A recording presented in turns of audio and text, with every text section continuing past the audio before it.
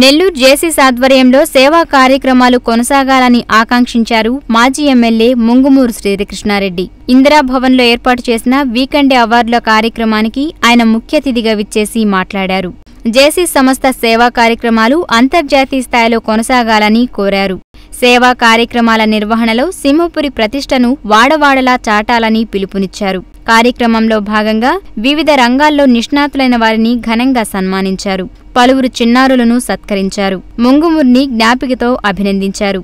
ఈ కార్యక్రమంలో హరివెంకట అన్నమాచార్య బిరుదాంకితులు గురవయ్య స్వామి, సింహపురి ధార్మిక సంస్థ వ్యవస్థాపకులు ఉచ్చి భువనేశ్వర్ ప్రసాద్, అమ్మా ఫర్నిచర్ అధినేత సుధాకర్ రెడ్డి తదితర ప్రముఖులతో పాటు నిర్వాహకులు శేఖర్ బాబు, కృష్ణమూర్తి, మనోహర్, చింతల మధుబాబు, శరణ్ కుమార్ తదితరులు పాల్గొన్నారు.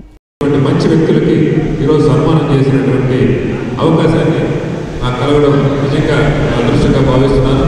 అదేవిధంగా జేసీస్ క్లబ్ ఇటువంటి కార్యక్రమాల ద్వారా మంచి పర్సనాలిటీస్ కానీ వారి ద్వారా అనేక రంగాల్లో వారు కూడా ఇంకా కూడా మంచి తరఫీదు అయ్యేదాన్ని కానీ ఇటువంటి ట్రైనింగ్ క్యాంప్స్ ఏర్పాటు చేస్తూ ఈరోజు అనేక మంచి కార్యక్రమాలు జేసీస్ క్లబ్ చేస్తూ ఉన్నారు. ఈరోజు జేసీస్ ఇంటర్నేషనల్ లెవెల్లో 100 years పూర్తి చేసుకోవడం, నెల్లూరు నగరంలో కూడా 34 సంవత్సరాలు పూర్తి చేసుకుని 35వ సంవత్సరంలో జేసీస్ క్లబ్ వాళ్ళు మెంబర్స్ అందరికీ కూడా వారి కుటుంబ సభ్యులందరూ కూడా 50 రోజుల్లో మంచి కార్యక్రమాలు చేసి ఇంకా కూడా మన నెల్లూరు జేసీస్ వారంటే ఇంటర్నేషనల్ లెవెల్లో గుర్తింపు తెచ్చుకోవాలని చెప్పి కోరుకుంటున్నాను.